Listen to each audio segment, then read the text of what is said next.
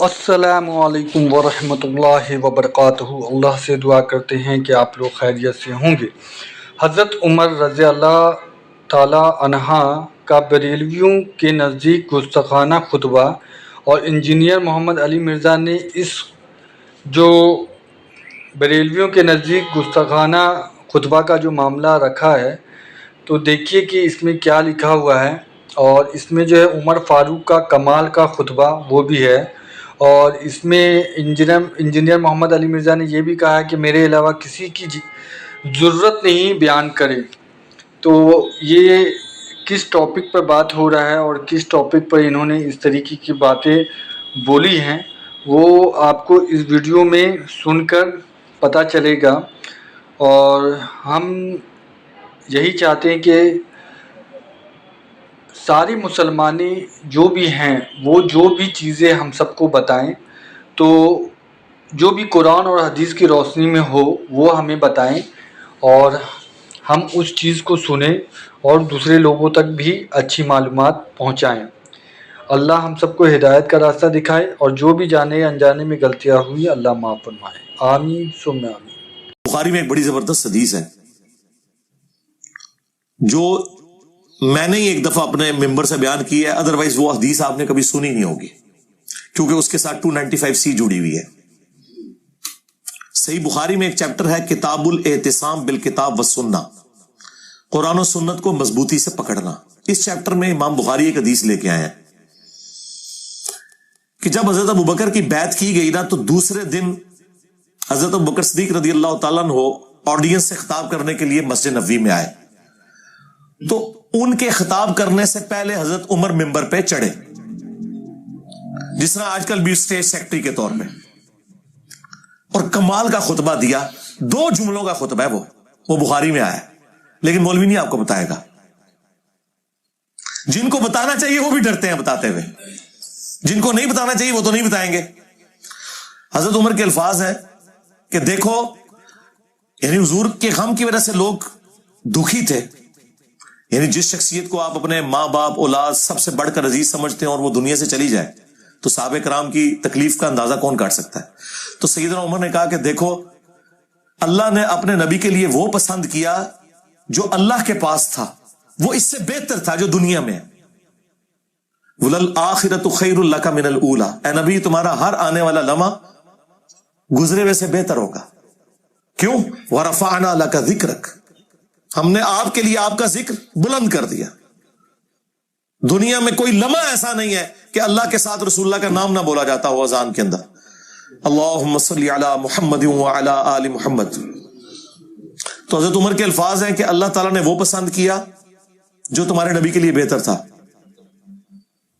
لیکن اللہ نے تمہارے لیے تمہارے نبی کے جانے کے بعد وہ کتاب چھوڑ دی ہے جس کتاب کے ذریعے اس نے اپنے نبی کو ہدایت دی تھی۔ اب یہ بڑا خطرناک جملہ تھا، خطرناک جملہ تھا، خطرناک سے بھی اگلا ورژن۔ تم بھی اس کتاب کو پکڑو گے تو ہدایت پہ قائم رہو گے۔ اور پھر اس جملے کو ریپیٹ کیا، اس کتاب کو، کہ جس کتاب کو تمہارے نبی کی ہدایت کا ذریعہ بنایا۔ اچھا، اس کا یہ مطلب نہیں نعوذ باللہ کوئی رسول اللہ گمراہ تھے، نہیں، قرآن میں واضح آیت ہے ما ضل صاحبکم وما غوا، تمہارے نبی نہ کبھی بہکے ہیں نہ کبھی بہرا چلے ہیں۔ یہاں پہ بھی ضلہ کا لفظ آیا ہے۔ یہ کیا ہے جو قرآن حکیم میں اللہ تعالیٰ نے فرمایا وَوَجَدَكَ ضَالًّا فَہَدَىٰ، اے نبی ہم نے آپ کو اپنی محبت میں خود رفتہ پایا اور ہدایت کے بلند ترین مرتبے پر پہنچا دیا۔ ضال کا مطلب گمراہی بھی ہوتا ہے، ضال کا مطلب کسی کی محبت میں ڈوبنا بھی ہوتا ہے۔ إِنَّ أَبَانَا لَفِي ضَلَالٍ مُبِينٍ، حضرت یعقوب کے بیٹوں نے جو خود صحابی تھے اپنے باپ کے بارے میں کیا کہا تھا کہ ہمارے ابا جان تو یوسف کی محبت میں ڈوب چکے ہیں۔ اب وہاں ترجمہ فی ضلال مبین کا یہ تو نہیں کرتے کہ ہمارے ابا گمراہ ہو چکے ہیں، وہ تو کافر ہو جاتے اپنے پیغمبر ابے کو کہتے تو نہیں۔ وَوَجَدَكَ ضَالًّا فَهَدَىٰ، احمد صاحب بریلوی نے بالکل صحیح ترجمہ کیا، مولانا مودودی نے بھی صحیح ترجمہ کیا، اپنی محبت میں خود رفتہ پایا اور ہدایت کی اعلیٰ منزل کو پہنچا دیا۔ یہی مضمون سورہ شورا میں بھی ہے کہ ہم نے اس قرآن کے ذریعے اے نبی آپ کو اس اعلیٰ درجے پر پہنچایا. ما کنت تدری ما الکتاب ولا الایمان. اس قرآن کے نزول سے پہلے آپ نہ کتاب جانتے تھے نہ ایمان کی تفصیلات، بلکہ اللہ نے اس کو ہدایت اور نور کا ذریعہ بنایا. وَإِنَّكَ لَتَهْدِي إِلَىٰ صِرَاطٍ مُسْتَقِيمٍ. اور نبی بے شک اب آپ بھی لوگوں کو ہدایت کی طرف بلاتے ہیں. تو نبی علیہ السلام، وہ میں بتا رہا تھا خطبہ کیوں نہیں لوگ بیان کرتے تھے، اس میں جو حضرت عمر کا جملہ ہے نا کہ اللہ نے اس کتاب کے ذریعے تمہارے نبی کو ہدایت دی،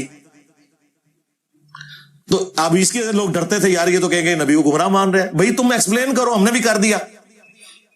یہ کبھی بھی خطبہ بیان نہیں ہوا، اور یہ خطبہ صحیح بخاری میں لکھا ہوا ہے. حضرت عمر فاروق رضی اللہ تعالیٰ عنہ نے حضرت ابوبکر کی خلافت اسٹیبلش ہونے کے دوسرے دن خطبہ دیا. کمال کا خطبہ ہے.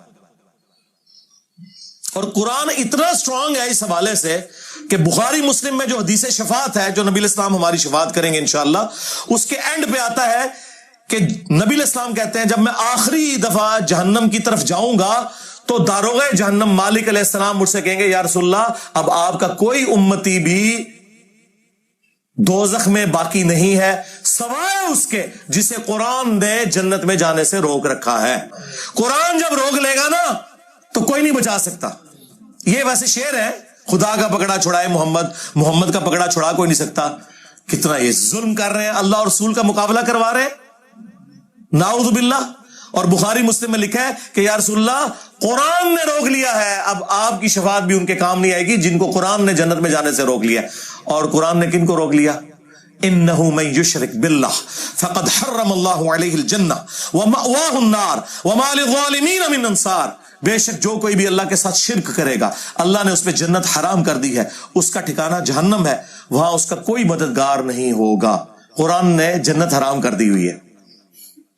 حتیٰ کہ بخاری اور مسلم دونوں میں حدیث ہے اللہ نے ہر نبی کو ایک مقبول دعا دی تھی جو اس نے دنیا ہی میں کر لی، لیکن میں نے اپنی دعا چھپا کے رکھی ہے قیامت کے دن کے لیے، اور میری اس دعا سے میرے ہر امتی کو نفع پہنچے گا سوائے اس شخص کے کہ جس نے دنیا میں اللہ کے ساتھ کسی قسم کا شرک کیا ہوا. شرک is the most sensitive issue in the sight of Allah. اور شرک اور نماز یہ دو سینسٹیو ٹاپکس ہیں. قرآن کی توہین وہی لوگ کر رہے ہیں اصل میں جو قرآن پڑھنے سے روک رہے ہیں، جس کی وجہ سے شرک پھیل رہا ہے، اور نماز سے کوسوں دور ہے چونکہ انہوں نے قرآن تو پڑھا نہیں. انہیں پتا کیسے چلے کہ قرآن کا مسلمان اور ہے اور پاکستان کا مسلمان اور. ہاں، مرنے سے پہلے اے مسلمان کر لے اس پہ غور. قرآن کا مسلمان اور ہے، پاکستان کا مسلمان اور. ہاں، قرآن کا تو مسلمان یہ ہے وَأَقِيمُوا الصَّلَاةَ وَلَا تَكُونُوا مِنَ الْمُشْرِكِينَ. سورہ روم آیت نمبر 31. دیکھنا نماز کو قائم کرنا، مشرک نہ ہو جانا. اور صحیح مسلم کی حدیث کے بندے کے کفر اور ایمان، شرک اور اسلام کے درمیان فرق نماز ہے. باقی اس پہ تو کافی بولا جا سکتا ہے، میری کئی ایک ویڈیوز ہیں وہ آپ دیکھ سکتے ہیں. اس حوالے سے میں نے یہ موقع غنیمت جانا کہ میں مسلمانوں کے دماغ کے اوپر سٹرائک کروں. سب سے بڑے تو دشمن آپ لوگ ہیں جو جزدان میں قرآن کو لپیٹ کے، اور دیکھیں جو مہنگے والے قرآن ہوتے ہیں نا ترجمے والے، ان کے اوپر غلاف بھی چڑھا ہوتا ہے تاکہ تصور سے کہ میں اس کو اتنی دفعہ یوں کروں گا کھولے ہی نہ، وہ ادھر ہی پڑھا رہے.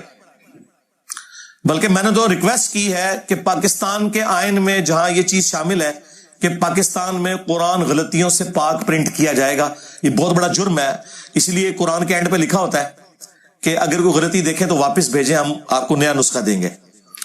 پاکستان کے آئین میں یہ چیز بھی داخل کی جائے کہ بغیر ترجمے کے قرآن چھاپنا حرام ہو. یعنی پاکستان کے قانون میں، وہ شرعی طور پہ حرام نہیں لفظ استعمال کر رہا، چلے جرم کہہ لیں اس کو. بھئی پاکستان میں کیا تک بنتا ہے جہاں 99.99% لوگ عربی نہیں جانتے ہیں، وہاں عربی والا قرآن صرف پرنٹ کرنا کتنا بڑا ظلم ہے. مولانا مودودی رحمہ اللہ کا ترجمہ پرنٹ کیا ہے ترجمان القرآن والوں نے، وہ بڑا زبردست ہے.